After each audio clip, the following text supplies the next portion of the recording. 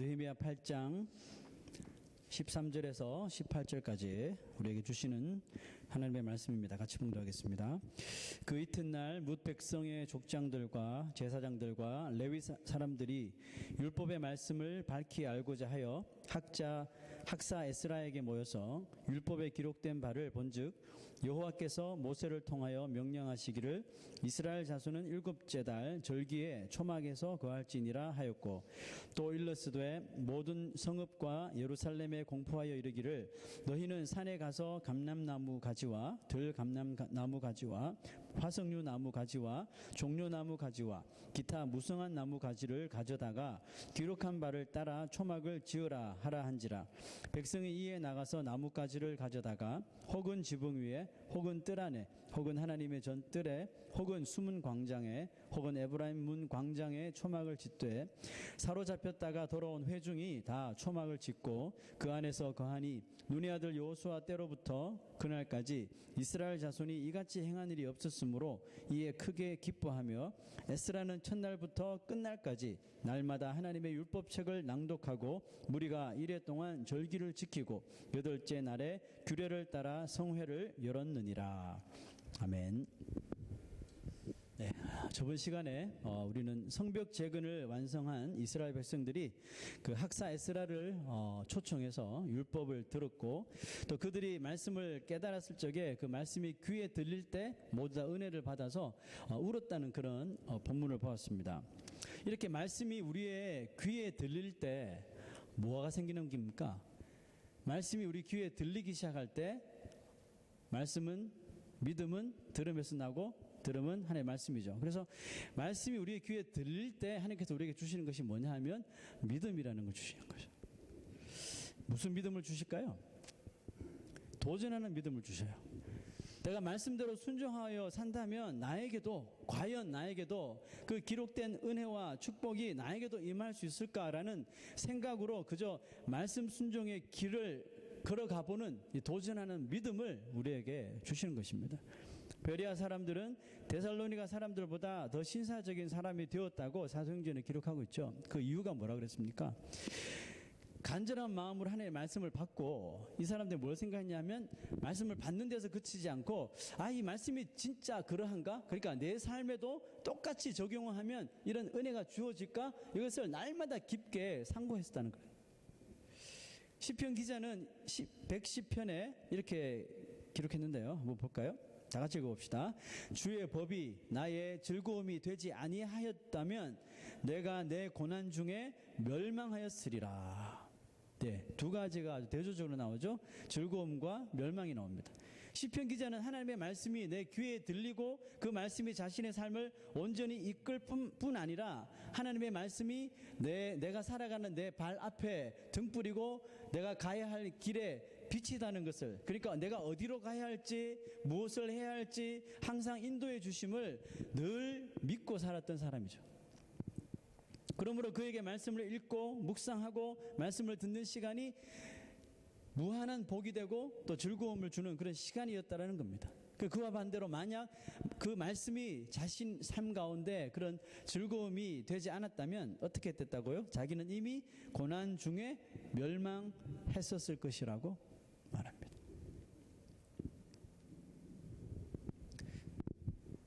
여러분, 성도는 하나님의 말씀 없이 살 수 있을까요? 크리스찬들은 하나님의 말씀 없이도 살아갈 수 있을까요? 일부 예배 때 물어보니까 고개를 이렇게 젓더라고요. 살 수 있죠. 왜 못 삽니까? 말씀 없이도 살아요. 자, 살긴 사는데 결국 어떤 삶을 사냐 하면, 그리스도인이 말씀을 배제하고 말씀 없이 살게 되면 이 쭉정이와 같은 삶을 살게 돼요. 예수님께서 말씀하셨죠? 알곡과 쭉정이를 비교하셨죠. 결국 이 둘은 나누어지는 때가 온다는 거예요. 언제 나누어집니까? 바람이 몹시 불면 농부가 그렇게 하죠. 알곡과 쭉정이에 같이 있는 것을 키에 담고 하늘 높이 던지잖아요. 그럼 바람이 휘 불면은 뭐가 날아가요? 쭉정이들은 후 다 날아가고 알곡은 두두두두 떨어지는 거죠. 자, 이게 뭡니까? 여러분, 인생에 이런 환란의 바람이 불고 시험의 바람이 확 불면은 알곡과 쭉정이가 다 드러난다는 겁니다. 알곡과 죽정이가 같이 한꺼번에 같이 있으면 이거 분간이 잘 안 돼요. 분간도 잘 안 되고 이것을 골라내기가 참 힘든데 한번 거친 바람이 인생에 확 불어닥치면 알곡들은 다 고스란히 버티는데 죽정이 같은 인생들은 다 날아가 버린다는 거예요. 알곡은 왜 여러분 날아갈까요? 여러분 알곡이나 죽정이나 사이즈는 거기서 거기거든요. 뭐 무거워봤자 알곡이 얼마나 더 무겁겠습니까? 그런데 이상하게 알곡은 남고 죽정이는 날아간단 말이에요. 왜 그럴까요? 알곡 자체의 능력이 있는 것이 아니라 그 알곡되게 그러니까 알곡이 이렇게 버틸 수 있도록 무게를 잡아주는 것이 있는데 그게 바로 말씀이라는 거죠. 하나님께서 알곡과 같은 신자가 되라는 것은 뭡니까? 말씀에 중심하여 살아는 거죠. 말씀의 무게가 알곡으로 하여금 인생의 바람에 날아가지 않게 어떻게 해요? 확 붙잡아 주시기 때문에 그렇습니다. 죽정이는 그 안에 말씀이 없으니까 그냥 바람 부는 대로 늘상 이렇게 휩쓸려서 이리저리 날아가 버리는 겁니다. 하나님의 말씀이 깨달아지기 시작할 때 일어나는 현상은 뭡니까? 내가 더 듣기를 원하는 거죠. 더 보기를 원하는 것입니다. 이 현상이 오늘 본문 말씀 보니까 이스라엘 백성들에게 일어나는데요. 저번 시간에 보았죠. 그 성일날 이들이 말씀을 듣고 깨달아서 막 울고 즐거워했는데 자, 그 이튿날 뭇 백성의 족장들, 제사장들, 레위 사람들 자, 이 사람들이 모여서 율법의 말씀을 밝히 알고자 하여 학사 에스라에게 다시 모였습니다. 다시 모여서 율법에 기록된 바를 보기 시작하죠. 이 사람도 누굽니까? 리더들이죠. 차후에 이 예루살렘 이스라엘 백성들을 영적으로 이끌어 나갈 리더들입니다. 자, 여러분 이 현상들은 참 고무적인 일이죠. 성벽 재건 후에 백성들을 실질적으로 가르치고 교육해야 할 이 리더들의 마음에 먼저 이와 같은 말씀에 대한 갈급함과 사모함이 일어났다는 것은 훗날 이스라엘에게 어떤 일이 일어나게 될지를 보여주는 그런 아주 귀한 말씀이죠.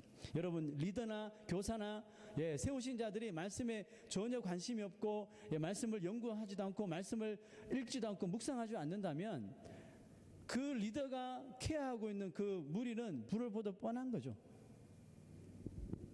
그러나 오늘 말씀 보니까 이 리더격 되는 사람들이 먼저 그 말씀을 사모하는 것을 봅니다. 이 사람들은 그냥 말씀을 듣기 위해서 온 것이 아니라 율법책을 학사 에스라와 같이 보면서 말씀을 연구하고 이 성경을 공부한 겁니다. 이들이 에스라와 함께 율법책을 보는데 보세요. 뭔가 아주 중요한 한 가지를 찾아내죠. 자, 그게 뭡니까? 14절 보니까 율법에 기록된 바를 본즉 여호와께서 모세를 통하여 명령하시기를 이스라엘 자손은 7째 달 절기에 초막에서 거할지니라 하였고 그 다음에 15절 보니까 또 일렀을 때 모든 성읍과 예루살렘에 공포하여 이르기를 그러면서 이제 초막절을 어떻게 지내야 되는지에 대한 설명을 해주고 있습니다. 여호와께서 모세에게 일찍이 명령하셨던 그 법이죠. 절기입니다. 그러니까 이 지금 학사 에스라와 함께 보고 있는 율법의 말씀은 모세 오경이라고 생각하시면 돼요. 창세기, 레위기, 민수기, 신명기, 창출레민시, 창세기, 출애굽기, 레위기, 민수기, 신명기 이 모세 오경을 분명히 보았을 텐데 분명히 초막절에 대한 내용이 어디 나오냐 하면 레위기에 나오죠. 레위기에 대한 내용을 읽었을 것 같아요. 이스라엘은 출애굽 이후 광야에 거할 때 절기를 지켜 드릴 것을 하나님께서 명령하셨고 그 중에 누구든지 예루살렘에 올라와서 여호와 앞에 그러니까 하나님 앞에 이 주의 전에 모여서 여호와 앞에 서야 하는 중요한 절기들을 말씀하셨는데 그 중에 하나가 바로 오늘 이 백성들이 율법을 통해서 발견한 초막절이었습니다. 유대인들에게요, 주이시들에게 지금 이 가을은 절기의 계절입니다. 그 가을에는 성경의 여러 절기들이 한꺼번에 몰려 있어요. 그 9월 달만 보면 september만 봐도 그 여러분 캘린더를 보면 이 주이시 그 할리데이가 막 적혀 있어요. 보셨는지 모르겠지만 그 러시 하샤나라는 게 있죠. 나팔절이라는 거고 또 얌키플 그 다음 주가 얌키플 때도 대속죄일 그 다음에 9월 달 마지막에 있는 수콧이라고 적혀 있는 게 있어요. 그게 바로 이 초막절입니다. 그 9월달 달력을 보면 나와 있어요. 이렇게 세 가지 절기 중요한 절기가 9월에 싹 다 몰려 있어요. 해마다 이 시기가 되면 이 주이시들은 성경의 절기들을 지키느라 1년 중에 가장 분주합니다. 그냥 절기를 지키기 위해서 분주한 것이 아니라 어떻게 하면 이 절기들을 경건하게 하나님 기쁘시게 할 수 있을까 해서 아주 즐거운 시간을 보냅니다. 초막절에는 무슨 의미가 있냐면 1년 동안 안정되게 자기가 살았던 자신들의 집을 떠나는 겁니다. 떠나서 말 그대로 그 초막이라는 것을 만들어요. 여기 이제 설명이 나오죠. 15절 보니까 너희는 산에 가서 감람나무 가지, 들감람나무 가지, 화석류 나무 가지, 종려나무 가지, 뭐 기타 무성한 나무들을 가져다가 기록한 바를 따라 초막을 지으라 그랬죠. 백성이 이에 나가서 나뭇가지를 가져다가 혹은 지붕 위에 혹은 뜰 안에 혹은 하나님의 전뜰에 혹은 숨은 광장에 혹은 에브라임 문 광장에 초막을 짓되 그랬습니다. 자기가 살아오던 그 집을 떠나서 집 근처나 뭐 어디든지 상관없어요. 이렇게 이 나뭇가지로 초막을 짓는 거예요. 여러분 나뭇가지로 초막을 지니까 얼마나 멋있게 지었을까요? 허스름하게 지은 거죠. 일부러 허스름하게 짓는데요. 하늘에 달도 보고 별도 보고 하기 위해서 허스름하게 초막을 지어요. 초막을 지어놓고 무려 7일 동안 7일 동안 그곳에서 생활한대요. 그러니까 유대인들은 초막에서 일주일을 보내는 것을 무슨 의미로 받아들이냐면 하나님께서 자기들에게 주신 자기 가족 또 개인의 생활 공간을 떠나서 하나님께로 돌아간다는 그런 의미로 생각합니다. 하나님께서 이스라엘 백성에게 초막절을 지키라 하신 데는 중요한 포인트가 있습니다. 그것은 이미 하나님과 또 이스라엘 백성들 그 조상들과 맺었던 그 계약 컨트랙 관계 때문에 그렇습니다.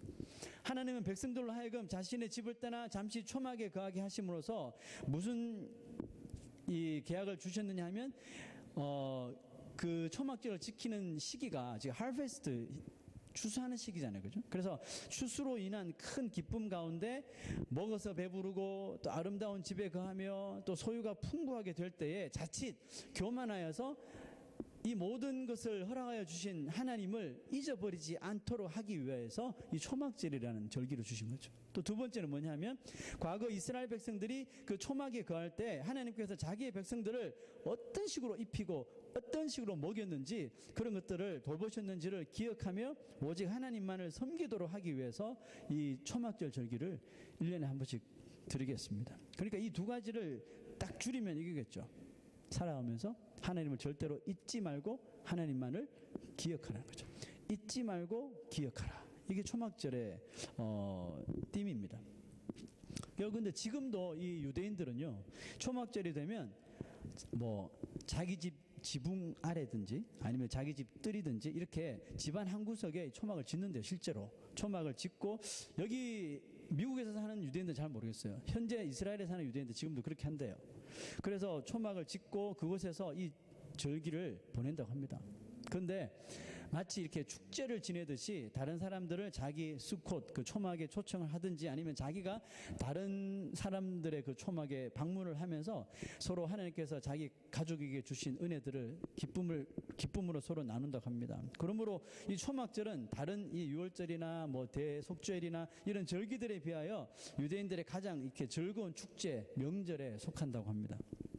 그래서일까요? 오늘 17절 끝절에 보니까 이 유다 백성들이 이 초막을 짓고 그 안에 거하면서 어떻게 했냐니까 이에 크게 기뻐하였더라라고 기록을 하고 있습니다. 자, 여러분 본문 말씀을 보면서 이 백성들은 왜 이렇게 기뻐했을까를 한번 우리가 눈여겨볼 수가 있겠죠. 솔직히 이 초막절은 자기의 집에서 나와서 잘 살고 있는 집에서 나와서 아주 보잘것없는 이 나무가지로 초막을 지어놓고 그것도 7일 동안 머물면서 여러분 9월이면 밤에는 춥잖아요. 그죠? 추운데 7일 동안 머물며 지내는 절기인데 뭐가 그렇게 이 유다 백성들의 마음을 기쁘게 했을까? 그냥 기뻐한 게 아니에요. Their joy was very great 그랬어요. 그냥 크게 기뻐했대요. 뭐가 기뻤을까요, 여러분? 본문에서 오늘 힌트를 찾을 수가 있습니다.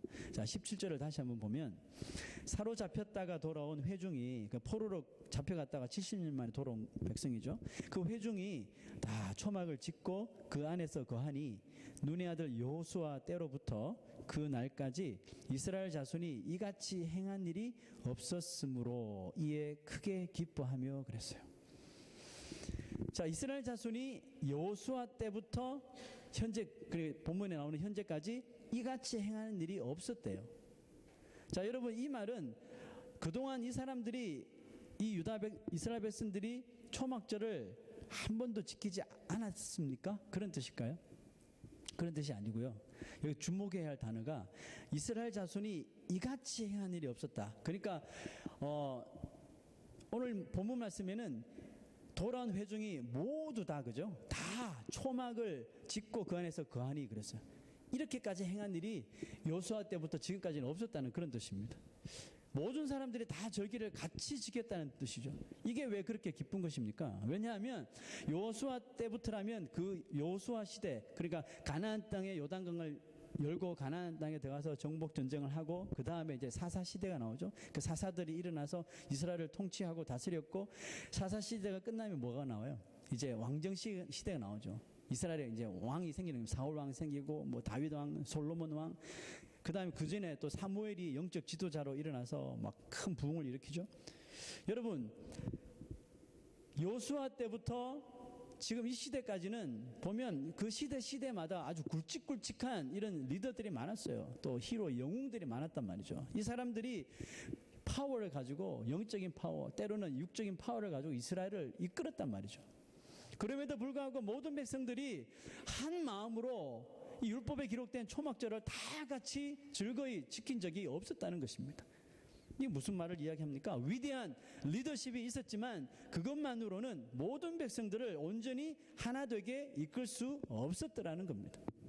하지만 포로 생활에서 돌아와 어렵게 살아오던 유다 백성들이 성전을 짓고 그 힘든 상황에서도 성벽을 52일 만에 완공한 후에 그렇게 한마음 되지 못했던 백성들이 하나가 되는 일이 일어났는데 바로 그때가 언제라고요?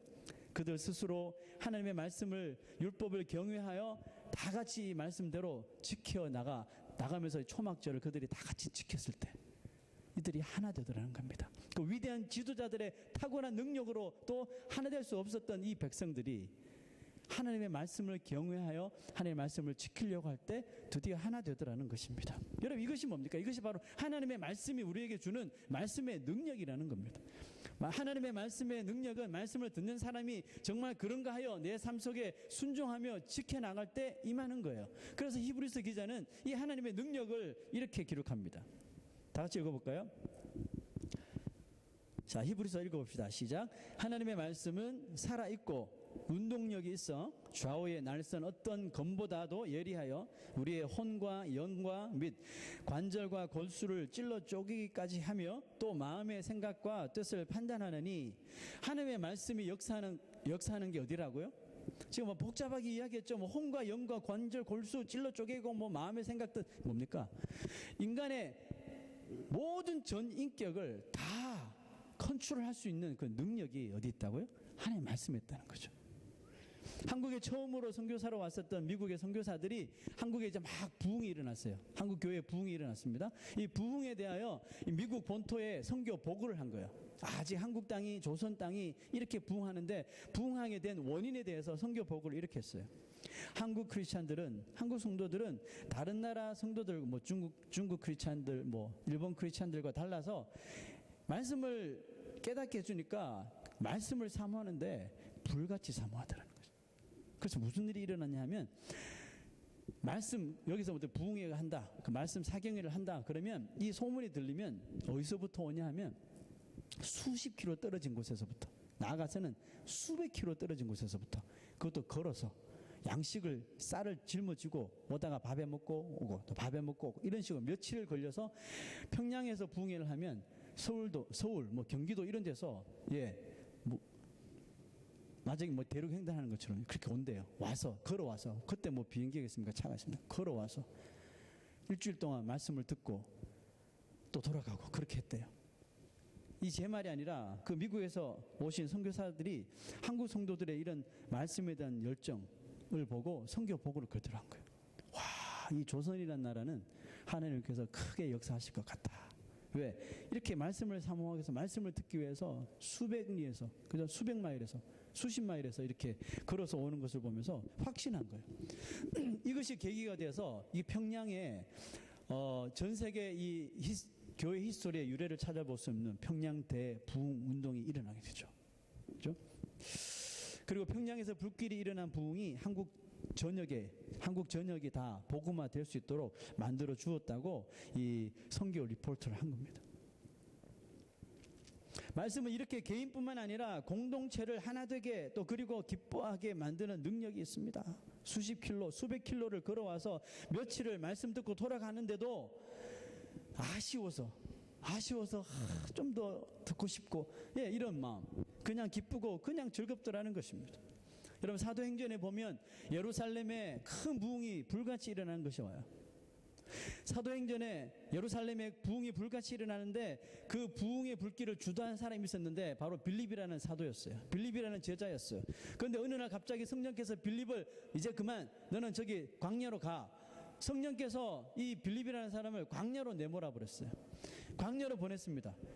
빌립의 입장에서는 좀 서운하죠. 지금 예루살렘의 영적 부흥을 이끌고 있는데 갑자기 아무도 없는 광야로 내보냈으니까. 그런데 그곳에서 누구를 만나요? 에디오피아의 그 국고 내시를 만나게 되죠.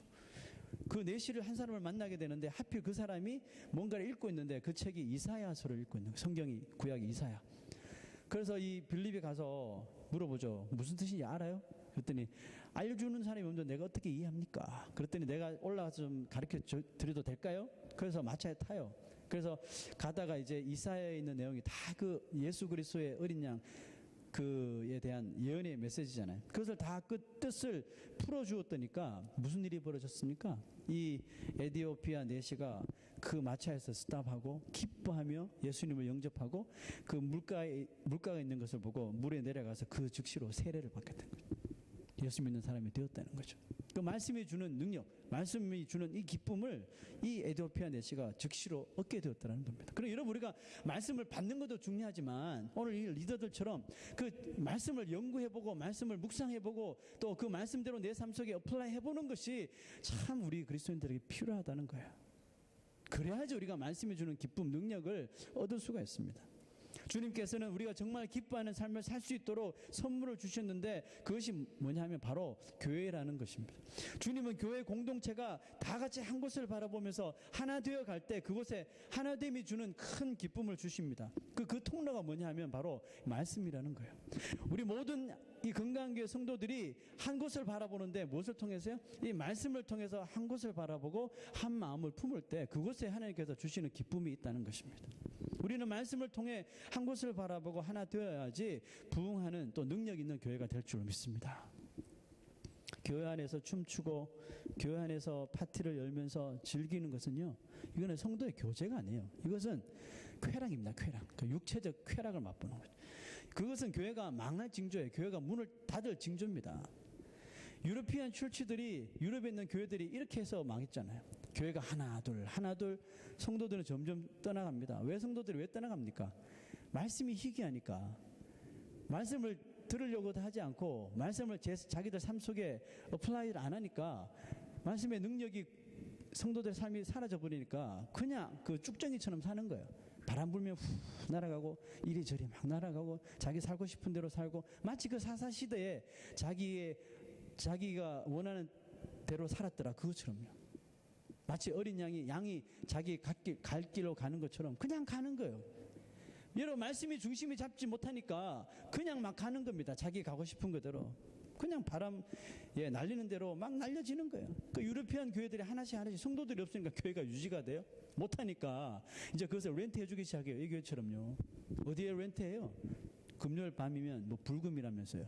불타는 금요일 밤에는 젊은이들에게 렌트를 해가지고 그 나이트 클럽이 되는 겁니다. 실제적으로 그 유럽의 아주 이름도 유명한 그 교회를 촬영하러 갔는데 금요일 밤에 가니까 막 현란한 조명과 함께 이 교회가 이미 뭐 교회의 모습을 잃어버린 지 오래지만 그래도 명색이 오랫동안 명명을 이어오는 교회인데 금요일 저녁에는 완전히 거기서 이제 댄스 파티가 벌어지는 것을 보고 그 안에서 춤추는 한 여자를 인터뷰를 해요. 여기가 뭐 하는 곳인지 아냐고 그랬더니 교회 아니냐고. 그 교회인데 여기 와서 이렇게 춤추고 해도 되냐 그랬더니 지금은 교회가 아니잖아요. 맞는 말이에요, 틀린 말이에요? 헷갈려요, 저도. 그러니까 의식은 있어요. 이게 교회 건물이라는 것은 의식은 있는데 예배 안 드리니까 교회가 아니라는 거죠. 여러분, 교회가 유럽의 그 뜨거웠던 그 교회가 어떻게 다 이렇게 전락했습니까? 이유는 한 가지예요. 말씀이 사라졌어. 그래요, 말씀이 떠나면 우리도 알 수 없는 거야. 우리가 무슨 일을 어떻게 벌일지 모르는 거예요. 다 그래요. 유럽의 교회들이 이런 공통적인 이유가 있더라는 거예요. 말씀 듣기를 멀리 하니까 결국은 교회들이 다 유흥장소로 변하더라는 겁니다. 빌립보 교회에게 바울은 이렇게 권면합니다. 자, 빌립보서를 한번 찾아봅시다. 읽어볼까요? 시작. 생명의 말씀을 밝혀 나의 다름질이 헛되지 아니하고 나의 수고도 헛되지 아니하므로 그리스도의 날에 내가 자랑할 것이 있게 하라. 지금 바울이 빌립보 교인들에게 권면하는 말씀이에요. 뭘 밝히라고요? 생명의 말씀을. 그냥 말씀이 아니에요. 생명의 말씀. 우리를 살게 하고 죽게 하는 그 말씀이라는 거죠. 생명의 말씀을 어떻게 하라고요? 밝히라는 거죠. 교회나 성도가 말씀과 상관없는 다름질, 말씀과 상관없는 수고들을 한다면 결국은 이 모든 것들이 결국 어떻게 돼요? 쭉정이처럼 헛것이 된다는 거예요. 다 이거 나중에는 그리스도의 날 언제입니까? 심판의 날에 다 날아간다는 거예요. 그 아까워서 어떻게 다 날아가 버려요. 여러분, 말씀 없이, 말씀과 상관없이 살아왔던 그리스도인들의 모든 이 수고가 마지막 날에는 다 헛된 것이 된대요. 아깝지 않아요, 여러분? 우리가 마지막 날 그리스도 앞에서 서게 될 때 다 서게 될 거잖아요. 그리스도의 날에 분명히 누구도 빠지지 않고 그리스도의 날에 다 서게 될 텐데, 오늘 바울의 고백을 보세요. 생명의 말씀을 밝혀서 나의 다름질이, 그 복음의 다름질이겠죠. 나의 다름질이 헛되지 아니하고 내가 너희들에게 했던 수고도 헛되지 아니하므로 내가 그리스도의 날에 내가 자랑할 것이 좀 있게 해라, 이 말. 여러분, 우리도 그리스도 앞에 다 서게 될 때 여러분 무엇을 하나님 앞에, 주님 앞에 자랑할 거예요? 이 세상 살아나가면서 내가 벌어놓은 것들, 축적해 놓은 것들, 쌓아놓은 것들, 그거 주님 앞에 자랑할 거예요? 주님, 내가 이렇게 많이 벌었어요. 주님, 내가 이렇게 이런 거 자랑할 거예요? 자랑할 수는 있어요. 근데 안 보여요. 다 날아가서 주님 물으시고 어디 있는데 그거 뭐 보여줘. 없는 거예요. 증거물이 없는 거예요. 다 날아가는데 뭐. 우리가 예수 그리스도 앞에 서게 될 때 자랑할 것은 이거밖에 없어요. 내가 말씀을 받고 변화를 받아 내가 이제 좀 말씀대로 한번 살아봐야지. 참 어려운데도 고군분투하면서 시험 당하지만 한번 살아보겠다고 아웅다웅 말이 됩니까? 아웅다웅하면서 살았던 그런 모습, 그런 게 여러분 자랑거리래요. 고난이 오지만 그 십자가 붙들고 나에게 주신 십자가 좀 짊어지고 낑낑 되었지만 그 십자가 지고 갔던 것들, 이런 것들이 남는다니까요, 여러분. 이게 자랑할 거야. 이게 우리의 증거물이에요. 그러므로 교회 공동체는 오직 하나님의 말씀이 그 기드온의 횃불처럼요, 하나님의 말씀이 불을 밝히고 있어야지 교회가 살 수 있어요. 이 불이 꺼지게 되면 우리는 길을 잃어버립니다. 그냥 미아가 되고 고아가 되는 거예요. 그 순간이 교회가 타락되는 시작이라고 보면 됩니다. 성도가 세상으로 나아가는, 세상으로 빠져드는, 세속으로 빠져드는 시작이 되는 것입니다. 말씀을 밝히라는 이 말의 뜻은 결국은 말씀을 어떻게 하라고요? 붙들라는 뜻이에요. 말씀을 붙들라는 뜻이에요. 아예 말씀이 내 인생을 그냥 컨트롤하도록, 지배하도록 이 말씀에 나의 삶을 다 내어 맡겨주라는 뜻입니다.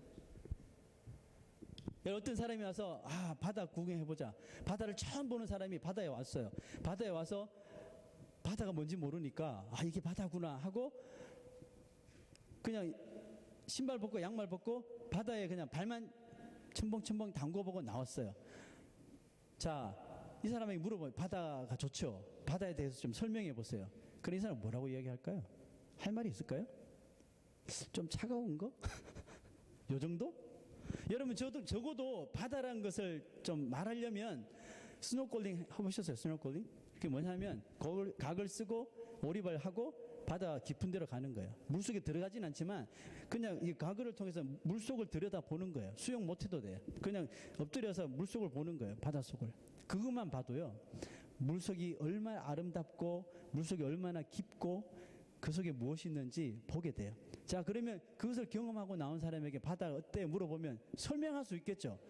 이런 고기가 있고 저런 고기가 있고 어느 정도 깊고 여기에 산호초가 있고 뭐 이런 설명한단 말이에요, 바다에. 그런데 이 정도로 나는 양이 안 차. 그래서 이제 상수통을 메고 그죠? 이렇게 장비를 하고 저 깊은 바다 속으로 이제 들어가는 거예요. 저 깊이. 10m, 20m, 30m, 40m 잠수부가 들어갈 수 있는 깊이까지 들어가 본 사람은 스노클링만 체험한 사람하고는 표현이 달라지는 거죠. 물속에 들어가 보니까요, 물 위에서 보는 거하고는 또 틀려요. 내가 물고기를 만져보니까요, 틀려요. 더 깊이 있는 바다에 대해서 표현을 할 수 있게 되는 거죠. 자, 이 빌립보 교인들에게 사도 바울이 또 권면한 내용이 나오는데요. 그 다음 구절 한번 봅시다. 읽어볼까요? 너희 안에서 행하시는 이는 하나님이시니 자기의 기쁘신 뜻을 위하여 너희에게 소원을 두고 행하게 하시나니 모든 일을 원망과 시비가 없이 하라. 너희 안에서 행하시는 하나님, 자기의 기쁘신 뜻, 하나님의 기쁘신 뜻이 뭐예요? 말씀이잖아요. 하나님의 기쁘신 뜻을 위하여 너에게 소원을 두고 행하게 하시나니, 우리가 하나님의 말씀을 듣고 마음의 은혜를 받아서 이제 말씀대로 살려고 하면 이것을 행하게 하여 주신 분이 하나님이시래요. 예? 하나님께서 행하게 해 주신다니까요. 그러니까 두려워하지 마세요. 말씀 좀 지키고 말씀 순종하는 데 대해서 여러분 두려워하지 마시라니까요. 하나님께서 행하게 해 주셔요.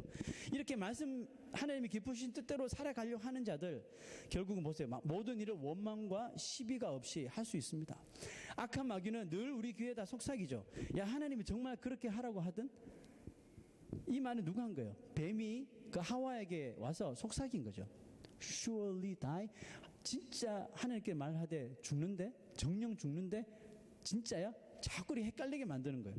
여러분, 마귀는 이 시대도 여전히 우리의 귀에 찾아와서 하나님 말씀대로 살려고 하면 자꾸 우리 귀에 와서 혼란시키는 거예요. 진짜 하나님께서 그렇게 말씀하시되? 그게 사실일까? 이런 식으로 계속 우리를 유혹하는 거죠. 그리고 우리 인간이 가진 이 부정적인 본성을 자꾸 자극하여서 모든 일들을 자꾸 이렇게 네거티브하게 부정적으로 몰아가는 것도 바로 마귀예요. 결국 마귀에게 마음을 빼앗긴 하와가 말씀을 어기죠. 그리고 선악과를 먹어요. 그리고 남편에게 줘요. 그 아담도 같이 불순종해버려요. 그 다음에 일어난 일이 뭐예요? 죄 때문에 다 서로 원망하는 일이 생기는 거예요. 하나님의 말씀에 불순종하고 나니까 일어난 게 뭐예요? 다 원망하는, 다 원망하고 시비를 붙고. 여러분, 백성들이 어려운 초막절을 기쁨으로 지키면서 즐거워했습니다. 아주 크게 즐거워했다 그랬죠.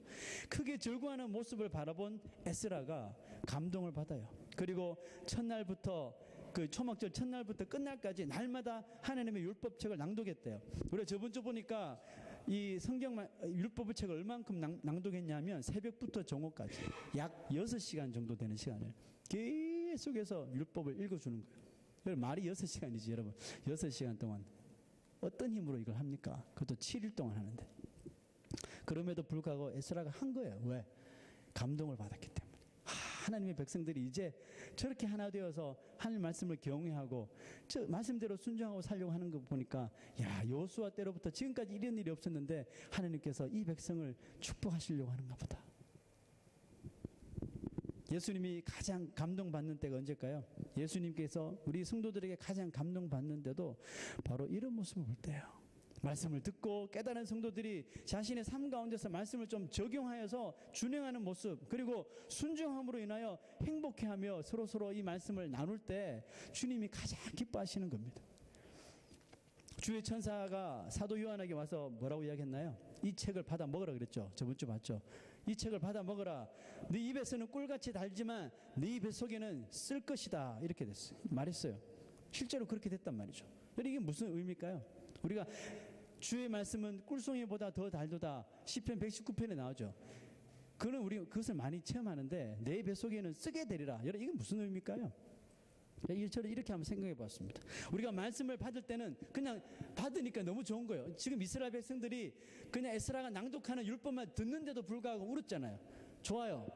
근데 우리가 말씀을 받을 때는 정말 꿀처럼 너무 좋은데 그것을 이제 가지고 와서 내 삶 속에서 하나하나 좀 적용을 지키려고 하다 보니까 마치 배 속이 쓴 것처럼 이것이 쓴맛이 날 정도로 힘이 든다는 것입니다.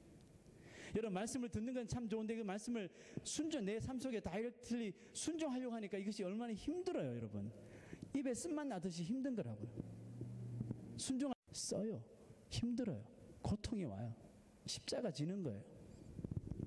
그렇지만 꿋꿋하게 버티고 주의 말씀을 순종하고 지켜버렸을 때 처음에 내 입에 들어오는 그 꿀 같은 말씀보다도 더 큰 기쁨이 순종한 후에 내 삶 가운데 임하더라는 것입니다. 자기 집 놔두고 산에 가서 온갖 나무가지 다 주워와서 모양도 이상한 초막을 만들고 그 안에 들어가서 7일을 온 가족이 살아야 하니 얼마나 여러분 이게 죽을 맛이겠습니까? 1년에 한 번씩 해야 되는데 우리가 유대인이 아닌 걸 참 감사해야 돼요. 근데 이 백성들이 아빠 이거 왜 해야 되죠? 추워 죽겠는데 왜 이 초막절 왜 해야 되죠? 이런 말 하지 않더라는 겁니다. 하지 않고 그곳에 거하면서 뭐가 좋은지 좋아서 히득히득하면서 네? 얼마나 그 모습이 가관이었겠습니까?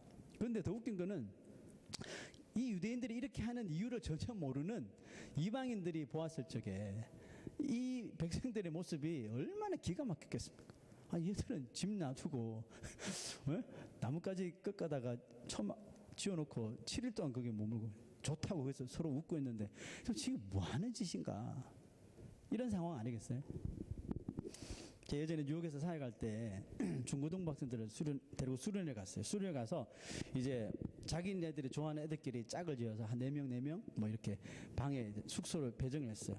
처음으로 중등부 올라오면 완전 꼬맹이들이잖아요. 꼬맹이들이 자기네들은 또 자기네들끼리 자겠다고 친한 애들끼리 딱 해서 들어간 거예요. 첫 수련회 좋은 기억을 심어주기 위해서 그렇게 해라 그랬어요. 좋다고 이제 막 했죠. 그 다음날 아침에 늦잠 잤잖아요, 애들이. 그래서 깨우려고 가서 문을 열어서 딱 들어가는데 냄새가 4명이 하룻밤 잤는데 뭐 세상에 뭐 야식거리한 이런 이상한 암모니아 냄새 같은 냄새들이 코를 진동하면서 그래도 막 방 안에는 온전히 막 돼지우리처럼 해놓은 거예요, 애들이.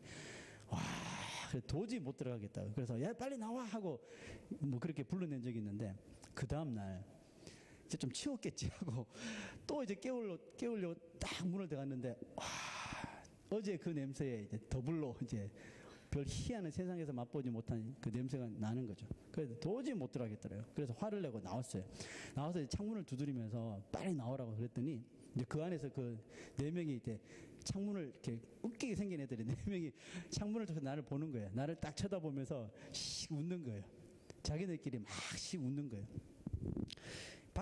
밖에서 이 애들을 쳐다보는 사람은 도저히 이해 못하는 거예요. 아니 쟤들은 저런 더러운 곳에서 저런 냄새나는 곳에서 어떻게 저렇게 웃으면서 나를 쳐다보고 있을까? 천진난만한 미소를 띄우면서 나를 쳐다볼 수 있을까?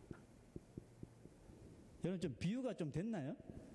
하나님의 말씀을 여러분 왜 그 중학생 아이들이 나는 역겨워서 도저히 못 들어가겠는데 걔들은 어떻게 그 4명이 그곳에서 이틀 동안 지내면서 그것도 웃으면서 자기네들끼리 희죽희죽 하는 겁니까? 이유는 딱 한 가지죠. 한 마음이 되었으니까. 서로 마음이 지금 통하고 있으니까 그곳이 어떤 장소든지 상관이 없는 거예요. 자기네들끼리 다 한 마음 되어서 딱 같이 있으니까 그게 좋은 거예요. 나는 밖에서 그 영문을 모르는 저는 막 토할 것 같은데 안에 있는 애들은 좋은 거예요. 그게 한 마음 되는 여러분 능력이 아닐까요? 한 마음이 주는 은혜 아닐까요? 비유가 좀 이상했는지 모르겠지만 하나님의 말씀을 믿는 백성들은 세상 사람들이 알지 못하는 그 기쁨을 좀 누릴 줄 아는 사람이 되어야 하지 않을까요? 그냥 세상 사람들이 느끼는 똑같은 것을 느끼고 세상 사람들이 즐기는 쾌락을 똑같이 즐기고 세상 사람들이 이것 해서 좋아하는 것 똑같이 좋아하고 그것으로 만족하면 여러분 그게 무슨 그리스도인입니까? 적어도 그리스도인들은 세상 사람들이 알지 못하는 이해하지 못하는 기가 막히게 하는데도 불구하고 나는 너무 마음이 기쁘고 나는 너무 마음에 은혜가 넘치는 여러분 그런 삶이 우리 삶 속에 좀 일어나야 되지 않을까요? 그렇지 않습니까? 이런 기쁨이 어디서 나온다고요? 하나님이 자기의 기쁘신 뜻을 위하여 주신 말씀을 우리가 하나 되어서 순종할 때 이 기쁨이 임한다는 것입니다. 저는 우리 건강한 교회가 또 우리 각 가정이 또 개인 한 사람이 정말 이 말씀 순종함으로 참 기쁨을 누리며 부흥하는 교회가 되기를 기도하며 소망합니다. 입에서는 달고 이것을 지킬 때 내 속에는 내 삶 가운데는 쓰게 되는 순간이 올지라도 결국 이 쓴 약이 병을 치료하듯이 이 말씀으로 치료함 받아서 크게 기뻐하는 주의 백성 되시기를 축원합니다. 여러분 기쁘고 기쁘도다 항상 기쁘 이 찬송 아시죠? 그 찬송의 가사를 이렇게 좀 바꿔봤어요. 기쁘고 기쁘도다 항상 기쁘도다 나 말씀 따라 사니 늘 기쁘도다. 어떻습니까? 아멘. 말씀을 따라 살 때 오는 기쁨을 다 누리시는 저와 여러분 되시기를 축원합니다. 말씀을 지키면